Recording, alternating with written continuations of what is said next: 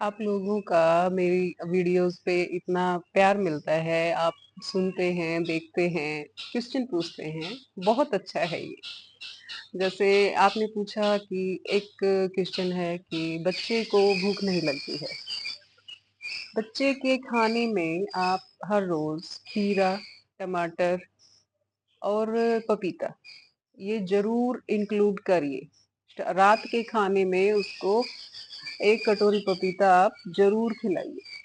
तो इससे उसका पेट अच्छे से क्लीन होगा और उसको भूख भी लगने लग जाएगी।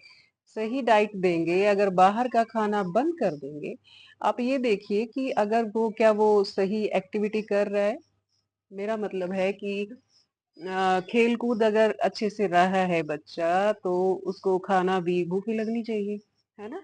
अगर खेल कूद में ठीक है तो इसका मतलब उसका खान पान ठीक नहीं है, उसका पेट ठीक नहीं है। पेट ठीक नहीं है तो फिर उसको भूख नहीं लग रही है और बार बार फिर बच्चा बीमार भी होता है। तो आप ये ध्यान दें कि खीरा, टमाटर, सेब और पपीता ये उसके डेली रूटीन में उसको जरूर खिलाएं। इससे क्या होगा कि उसको पेट अच्छे से साफ होगा, भूख भी अच्छी लगेगी और आपका बच्चा एक्टिव भी रहेगा। फिर एक क्वेश्चन था कि थाइज में वेन्स हो गई हैं रेड कलर की, बहुत ज्यादा हो गई है। तो ये जब होती हैं जब हम एक्सरसाइज का रूटीन कोई नहीं होता है। हम बहुत आरामदायक सी जिंदगी जब जीना शुरू कर देते हैं ना, तो ये यहाँ पे वेन्स हो जाती है थाइज में, ज्यादा वाली जो हो जाती है। थोड़ी बहुत तो वो नॉर्मल है।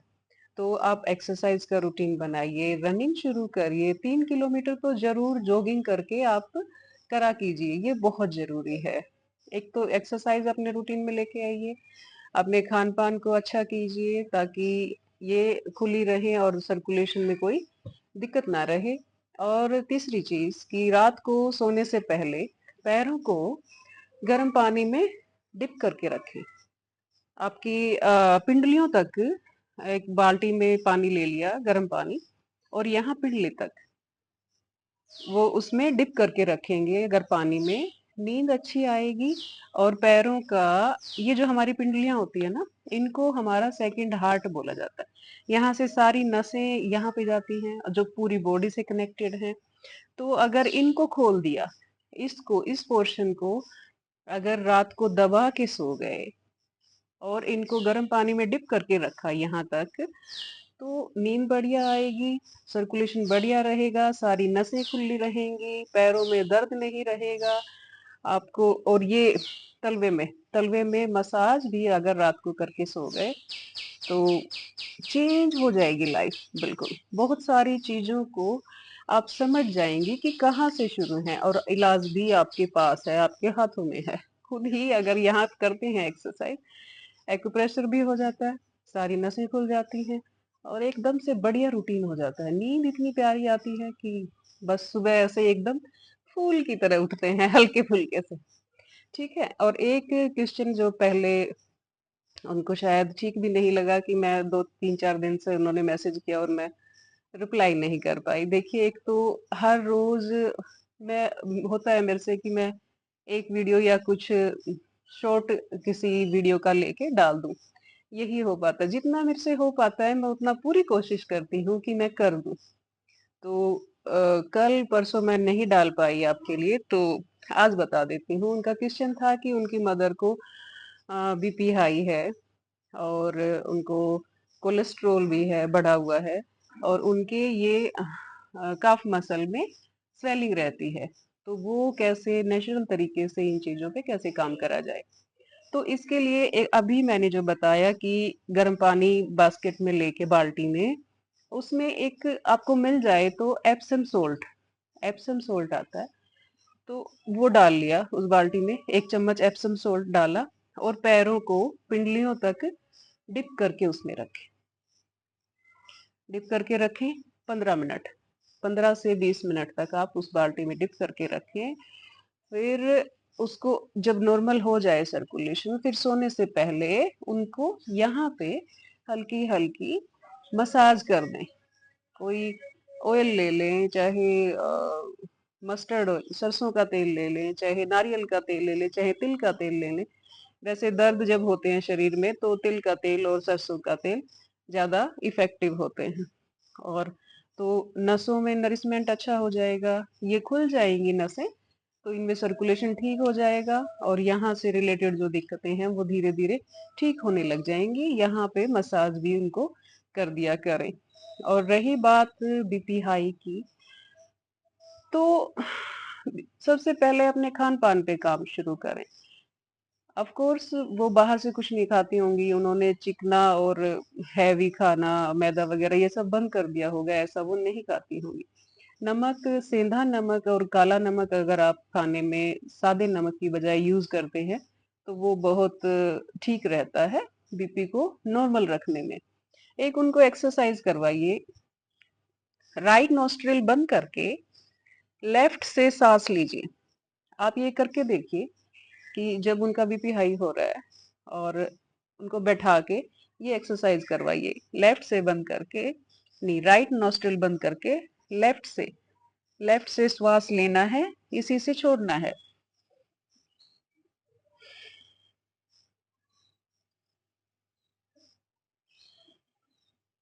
इसी नाक से ये बंद करके, हल्के से बंद करके, इसी नाक से बाईं तरफ की नाक से सांस लेना है, छोड़ना है, लेना है, छोड़ना है। ये 10 मिनट से 15 मिनट आप ये करके फिर उनका देखना, एकदम से वो रिलैक्स होने लगेंगी ये करके। ये हमारी चंद्र नाड़ी होती है, इधर से हमारे शरीर में ठंडी हवा जाती है। तो ठंडी हवा जब इसी नाक से सांस लेंगे, छोड़ेंगे, तो वो ठीक रहना शुरू हो जाएगा। एक और चीज आप कर सकते हैं, इसको डेली रूटीन में करिए।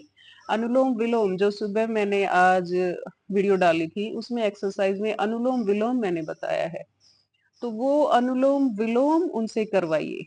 उनसे नाड़ियां ठीक चलने लगेंगी और वो ठीक होने लगेंगी धीरे धीरे। अब जब हम बीपी हाई है तो सिर को यहाँ से सेक सकते हैं, ठंडी चीज आइस लेके वो किसी उसमें डाल के, पॉलिथीन में, और या किसी कपड़े में लपेट के, और उसको यहाँ पे पोटली बना के यहाँ पे सेक दीजिए सिर को। ये सिर हमारा अगर ठंडा कर देंगे हम, तो बीपी नॉर्मल हो जाता है हमारा। तो यहाँ से सिर को आइस से या ठंडे पानी से वो टॉवल डिप कर करके निचोड़ के और ये हिस्से को सेक दें, तो वो भी हेल्प करता है हमारा बीपी को ठीक करने में। डीप ब्रीदिंग करवाइए उनसे। डीप ब्रीदिंग मैंने पहले बताया भी है, वीडियो भी है चैनल पे, तो आप वो डीप ब्रीदिंग देख के डीप ब्रीदिंग करवाइए। तो ये चीजें उनको उनके बीपी को नॉर्मल करने में बहुत मदद करेंगी। फिर रहती है बात कोलेस्ट्रॉल की।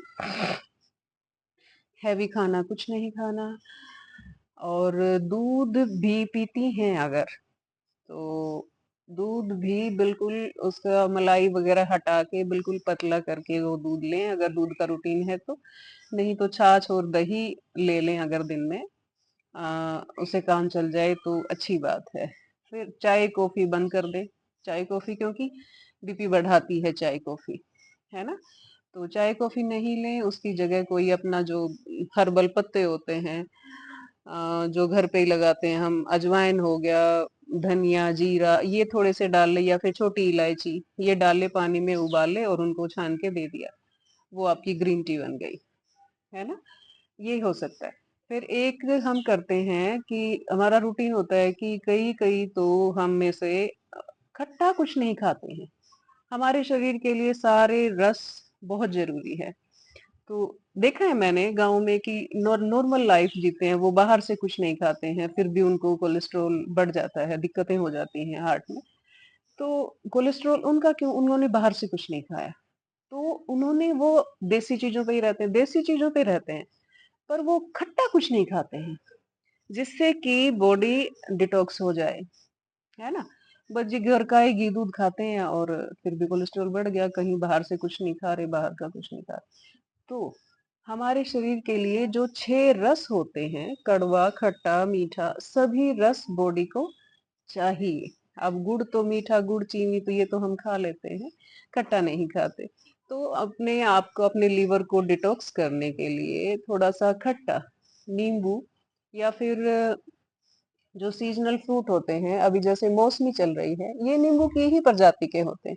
इनको ये चीज सूट नहीं करती, किसी को नींबू सूट नहीं करता तो मौसमी खा सकते हैं। अभी सर्दियों में किन्नू वगैरह आ जाएंगे, तो ऐसे जो खट्टे फल होते हैं, अभी संतरा थी, है ना, अमरूद है, तो ये सब चीजें, ये फ्रूट खाएं। हर रोज उनको शुरू करवाएं कि 2 सेब खाएं सुबह सुबह खाली पेट। खाली पेट उनको 2 सेब का रूटीन बनाइए कि 2 सेब उनको खाने ही खाने हैं सुबह। अच्छे से धो के, अगर अच्छे आ रहे हैं सेब तो ऐसे ही खा लिया छिलके के साथ। अगर ये लग रहा है कि ये ठीक नहीं है सेब, ये ज्यादा चमक रहे हैं, तो छिलका उतार के खा लिया, उनके ऊपर कोई वैक्स वगैरह हो सकती है। तो 2 सेब का रूटीन बनाइए, उनको पपीता खिलाइए कटोरी जरूर, तो उनका पेट ठीक हो जाएगा। और कुछ हैवी नहीं खाएंगे, बाहर का नहीं खाएंगे, प्राणायाम शुरू करेंगे तो धीरे धीरे उनका कोलेस्ट्रोल ठीक हो जाएगा। और उनको कोई एक्सरसाइज का रूटीन करवाइए शुरू, कि वो चाहे चलें, कि जी आपको तो 7-8 किलोमीटर या सारा दिन में, हाँ 7-8 किलोमीटर आपको चलना ही चलना है। आपके घर घर में चले चाहे बाहर चले, बाहर का कोई रूटीन नहीं है तो घर पे ही चाहे थोड़ी देर में भी, दूर में भी एक्सरसाइज करी जा सकती है।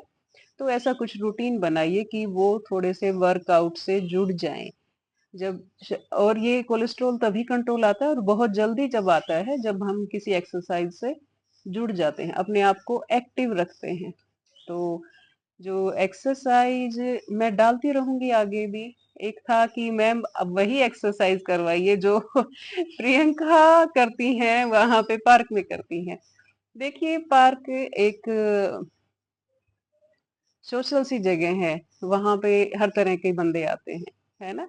तो सभी को मैं वीडियो में नहीं ले सकती हूँ। तो उनको ऑब्जेक्शन हो सकता है ना कि आप, मैं कहीं पोस्ट कर रही हूँ और पता नहीं कितने जन देख रहे हैं। तो इन चीजों को लेके मैं बाहर वाली वीडियो कम डाल पाऊंगी। आप लोग चाहते हैं कि मैं पार्क की वीडियो, कभी मुझे ऐसा लगा कि है कंफर्टेबल हैं मेरे आसपास जो है, तो वीडियो बनाने में, तो मैं ऐसा जरूर कर दूंगी। नहीं तो आपको मतलब है कि आप एक्सरसाइज सीख लें। मैं हर तरह की, अलग अलग तरीके की, हर रोज एक जैसी एक्सरसाइज नहीं होती है। वो देख के, टाइम देख के, उनकी बात सुन के कि भाई किसको क्या चाहिए, उस टाइप से एक्सरसाइज उनको करवा देती हूँ। तो मैं उससे रिलेटेड, आपकी प्रॉब्लम से रिलेटेड, जैसे मैं यूट्रस की बहुत सारी दिक्कतें हैं कि एक था कि जी कंसीव नहीं हो रहा है, कोई वो बन गई होगी, सिस्ट बन गई होगी ओवरीज में या फिर यूट्रस में, उसकी वजह से हो सकता है कि आप कंसीव नहीं कर पा रही हैं। तो रूटीन बनाइए, अपनी एक्सरसाइज का रूटीन बनाइए, खुश रहिए, अपनी फैमिली को टाइम दीजिए, और बच्चों से लगाव रखिए। ये बहुत जरूरी है। जब आप मन से कुछ चाहते हैं ना, तो वो मिल जाता है। बच्चों से लगाव रखिए, बच्चों के आसपास रहिए। मैंने एक मेरी वीडियो में बताया है कि मेरी बुआ जी को बच्चे नहीं होते थे, तो उन्होंने मुझे कुछ टाइम अपने पास रखा था। तो ऐसा कुछ आप भी कर सकती हैं। अगर आपकी ओवरीज में और यूट्रस में कोई सिस्ट बन गई है, तो वो भी ठीक हो जाएगी। आप एक्सरसाइज का रूटीन बनाइए, आज मैंने डाली है एक्सरसाइज का रूटीन, आप वो उससे शुरू कीजिए उसको। और मैं और अलग अलग तरीके की, या स्पेशली यूट्रस की, जो आपको इफेक्ट करेंगी, जो सारी चीजों में फायदा देंगी, तो उससे रिलेटेड भी वीडियो बना के अलग अलग, कि ये लेडीज को हेल्प करेंगी, ये यूट्रस को ठीक रखने में मदद करेंगी। बाकी जो डाला है ना, सूर्य नमस्कार द बेस्ट वाली एक्सरसाइज होती है, ये हर एक बॉडी पार्ट पे बहुत अच्छे से काम करती है। और प्राणायाम, दिमाग, ये बहुत जरूरी है। कनेक्टेड हैं हम, पूरी तरह से हमारे ब्रेन से कनेक्टेड होते हैं। यहीं से सारा स्क्रिप्ट होते हैं हमारे हार्मोन्स। अगर हमारी खोपड़ी रिलैक्स होती है ना, तो सारा सिस्टम पूरी बॉडी का ठीक चलता है। तो यही रीजन है कि प्राणायाम को जरूर इंक्लूड किया जाता है सभी एक्सरसाइज में। और प्राणायाम का रूटीन जरूर बनाइए, दोनों टाइम प्राणायाम कीजिए, सभी के लिए बहुत जरूरी है। कितनी देर करें, ये भी था एक क्वेश्चन, कि कितनी देर करें डीप ब्रीदिंग। डीप ब्रीदिंग देखिए शुरू करिए 5 मिनट से शुरू करिए, फिर 10 मिनट, 15 मिनट। 15 मिनट बहुत होता है डेली रूटीन के लिए। अगर आप ठीक हैं, अगर आपको बहुत दिक्कत में है, दोनों टाइम में करिए। अगर आप कोई प्रॉब्लम फेस कर रहे हैं, तो दोनों टाइम करिए, वो ज़्यादा इफ़ेक्टिव होगा। और 10 से 15 मिनट काफ़ी होता है एक नॉर्मल रूटीन के लिए। तो धन्यवाद सुनने के लिए और क्वेश्चन पूछने के लिए। क्वेश्चन पूछने से क्या होता है पता है? मुझे मोटिवेशन मिलता है और मुझे एक सब्जेक्ट मिलता है कि मैं आगे किस चीज़ के ऊपर वीडियो बनाऊँ। ये अच्छा लगता है मुझे। धन्यवाद।